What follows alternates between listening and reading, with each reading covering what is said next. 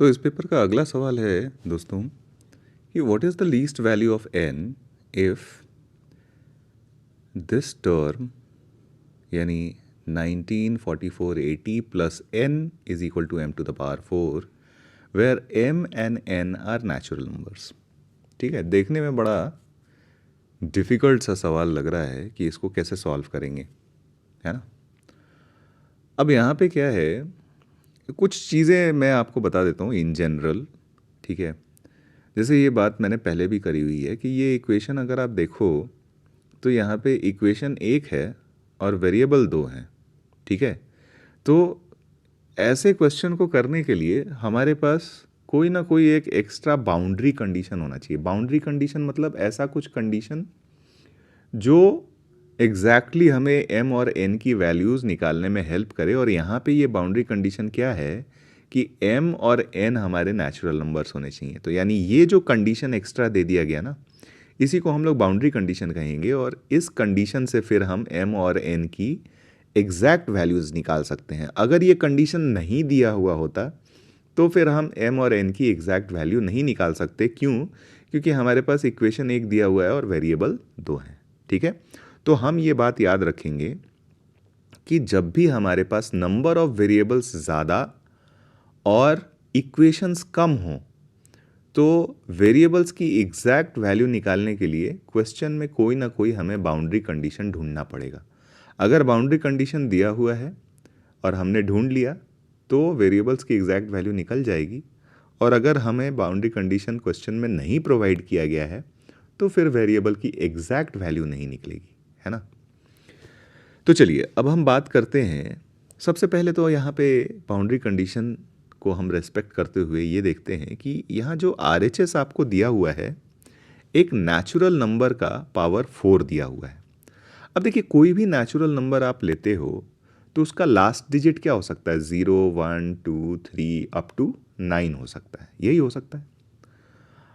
अब हम ये देखना चाहते हैं कि अगर कोई भी नेचुरल नंबर लेते हैं तो उसका अगर पावर 4 करेंगे तो हमारा लास्ट डिजिट क्या हो सकता है।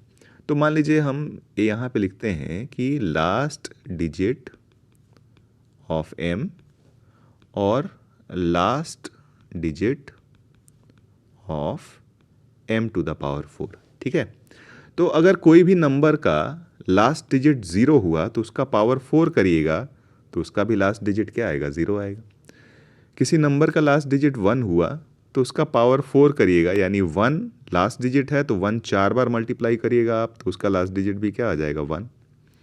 2 आप अगर रखते हो तो यानी नंबर है आपका, उसका लास्ट डिजिट 2 है तो 2 यानी 4 बार मल्टीप्लाई होगा, है ना।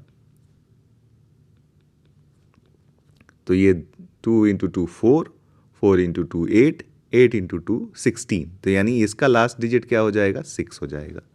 तो अगर लास्ट डिजिट ऑफ m अगर आप 2 रखते हो तो last digit of m to the power 4 आपका 6 हो जाएगा। उसी तरीके से 3 रखते हो यानी 3 को 4 बार मल्टीप्लाई करो तो 81 आता है, तो यानी इसका लास्ट डिजिट 1 आ जाएगा। 4 रखते हो तो 4 को 4 बार मल्टीप्लाई करो तो 4 इंटू 4 16, 16 इंटू 16 आपके पास 16 इंटू लास्ट डिजिट उसका 6 ले लो 96, है ना। तो लास्ट डिजिट फिर से 6 आता है। 5 लोगे तो लास्ट डिजिट 5 ही आएगा। 6 लोगे तो फिर 6 को 4 बार मल्टीप्लाई करो, लास्ट डिजिट आपको 6 मिलेगा। 7 लोगे तो 7 को 4 बार मल्टीप्लाई करो, लास्ट डिजिट आपको 1 मिलेगा। 8 लोगे तो 8 को 4 बार मल्टीप्लाई करो, लास्ट डिजिट आपको 6 मिलेगा। और 9 लोगे तो 9 को 4 बार मल्टीप्लाई करो, लास्ट डिजिट आपको 1 मिलेगा। यानी कोई भी नेचुरल नंबर अगर आपका नेचुरल नंबर लेते हो और उसका पावर 4 करते हो तो पावर 4 का जो लास्ट डिजिट हो सकता है, ठीक है, वो लास्ट डिजिट या तो 0 हो सकता है या फिर 1 हो सकता है या फिर 5 हो सकता है या फिर 6 हो सकता है। इन्हीं चारों में से कोई एक हो सकता है, ठीक है ना। तो किसी भी नेचुरल नंबर का फोर्थ पावर या तो 0 में एंड करेगा या फिर 1 में एंड करेगा या फिर 5 में एंड करेगा या फिर 6 में एंड करेगा। तो जब ये बात हमें पता चल गई तो अब हम देखते हैं कि यहाँ n की वैल्यू हम क्या क्या रख सकते हैं। क्या 1 रख सकते हैं? तो बिल्कुल रख सकते हैं, क्योंकि ये फिर इस पूरे नंबर का लास्ट डिजिट 1 हो जाएगा और पावर 4 हमारा 1 में एंड कर सकता है। क्या 2 रख सकते हैं? नहीं रख सकते, क्योंकि लास्ट डिजिट 2 हो जाएगा और 2 तो होता ही नहीं है किसी भी नेचुरल नंबर का फोर्थ पावर का लास्ट डिजिट। 3 भी नहीं रख सकते क्योंकि लास्ट डिजिट 3 भी नहीं हो सकता, और 4 भी नहीं रख सकते क्योंकि लास्ट डिजिट 4 भी नहीं हो सकता। तो हमारे पास इकलौता ऑप्शन क्या बचता है? 1 ही तो बचता है। तो हमारा सीधा सीधा आंसर क्या हो जाएगा? ए, यानी ऑप्शन ए, जिसका वैल्यू है 1। तो n की वैल्यू हमारे पास क्या आ गई? n is equal to 1। ठीक है, तो हमारे पास what is the least value of n पूछा गया था, तो यही हमारा आंसर हो गया। लीस्ट क्या? यही इकलौता ही वैल्यू पॉसिबल है इन 4 गिवन ऑप्शंस में से।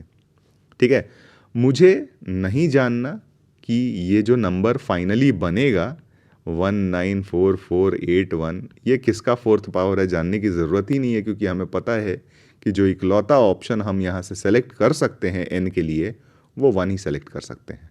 ठीक है, and that is how we will reach this answer. तो यहाँ पे देखिए कॉन्सेप्ट ये हुआ कि कई बार क्या होता है ना कि लास्ट डिजिट को देख के और लास्ट डिजिट का एनालिसिस करके ही हम ये बता सकते हैं कि ये फोर्थ पावर होगा कि नहीं। सिमिलरली अगर ये स्क्वायर भी होता ना, तो कई बार हम लास्ट डिजिट के स्क्वायर, लास्ट डिजिट का क्यूब, लास्ट डिजिट का फोर्थ पावर, लास्ट डिजिट का फिफ्थ पावर, इस तरीके से कई बार सवाल आते हैं। तो उसमें हम क्या करते हैं, हमेशा लास्ट डिजिट को एनालाइज करके कई बार हम सवाल का बहुत आसानी से जवाब ढूंढ सकते हैं।